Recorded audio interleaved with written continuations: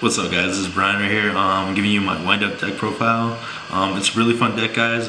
A deck that I don't see a lot of people really do, but I don't know why. And I think it's going to be really one of those sleeper decks for the new Master Roll.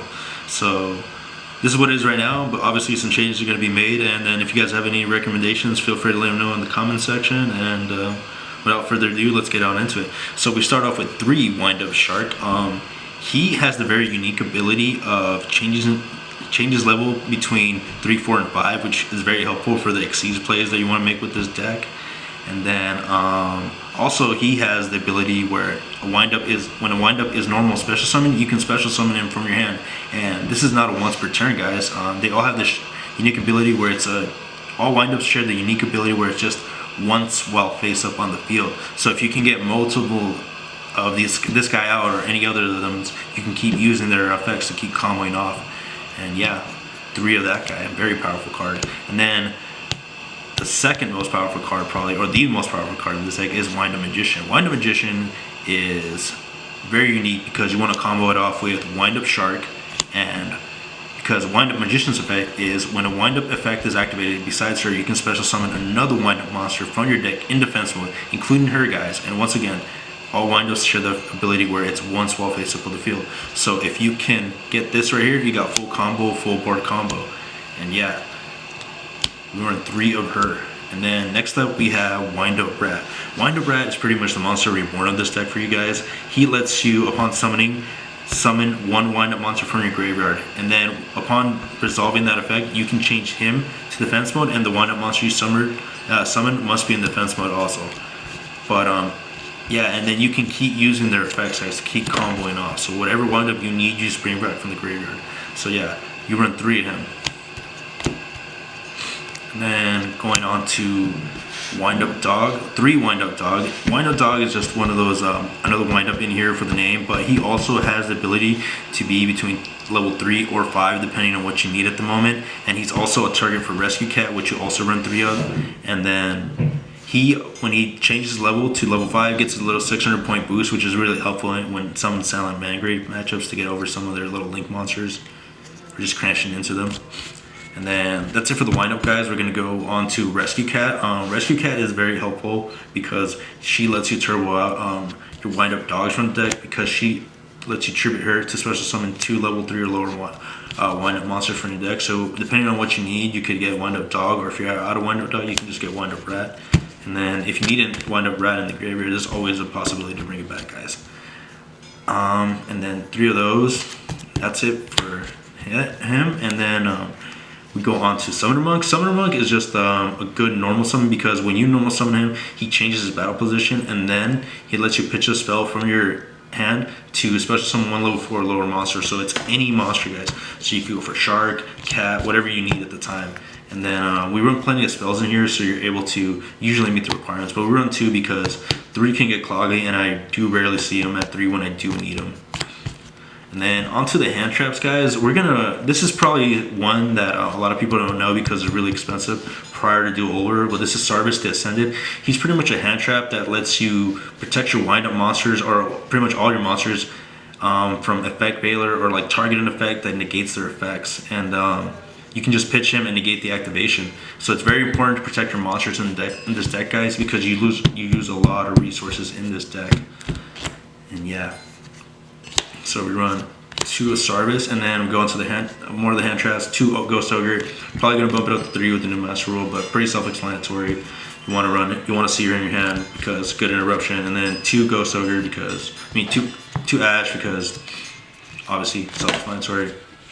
And then this card right here is pretty much what you want to see in your hand, along with your Wind-Up Shark and Magician. Wind-Up Shark and Magician, because if you see this right here in your hand, you have full Zexo combo. And this guy right here has the ability where you can target one Exceeds monster you control with a type and attribute, and then use this card to summon the same another Exceeds monster with the same type and attribute from your deck. And it's very helpful to help turbo out some of those big monsters, unique Exceeds monsters. You can obviously want to get to Zexal, but also you can pitch this off Summoner Monk and Twin Twisters if you see too many of them. And then 3 Call by the Graves for anybody that wants to get hand trappy. 2 desires.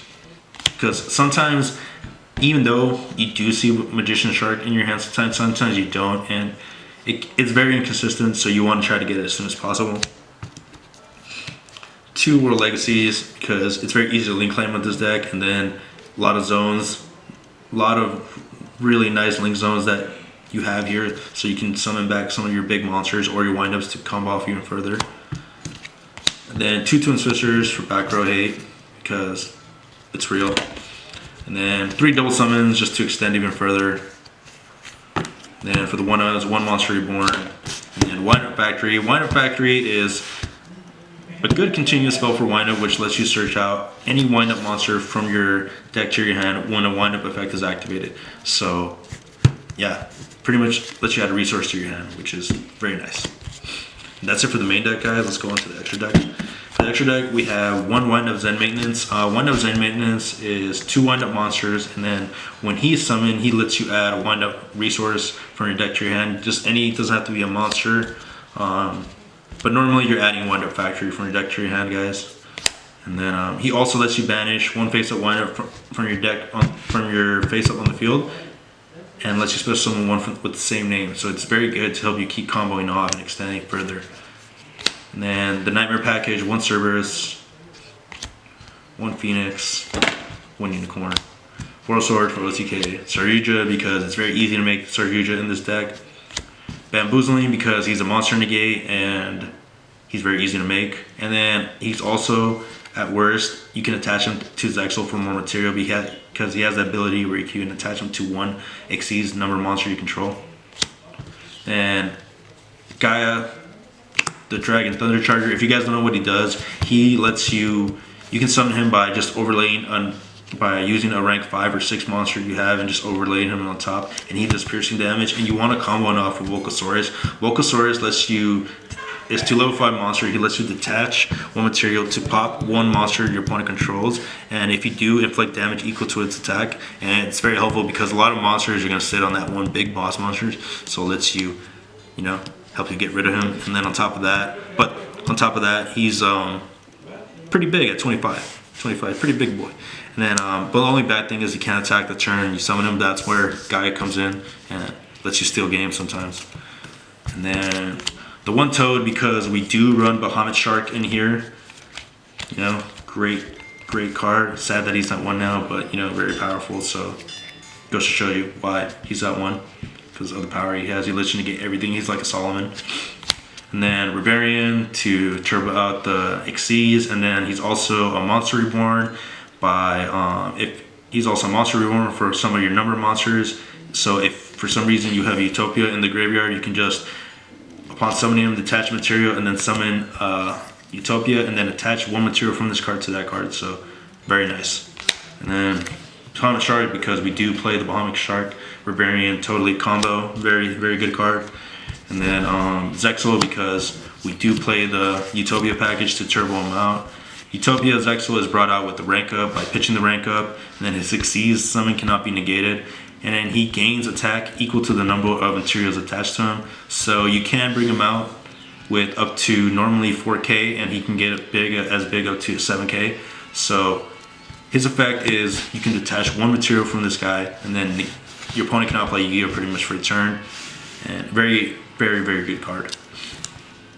And then Utopia Prime just from the material, and then number 39, Utopia. Just we all know what he does at this point. When your opponent declares an attack, you can detach a material negate, not once per turn. And yeah, guys, that's it for the extra deck, and that's it for my windup deck, guys. Let me know what you guys think. I know there's changes that need to be made, like Pot of Avarice, and I've seen some deck profiles that run Dangers, 3 Pot of Avarice, which is crazy, and then Share Nui, and yeah, let me know what you guys would do to it, guys. But that's it for the deck profile, and this is Brian signing out. Have a good day, guys.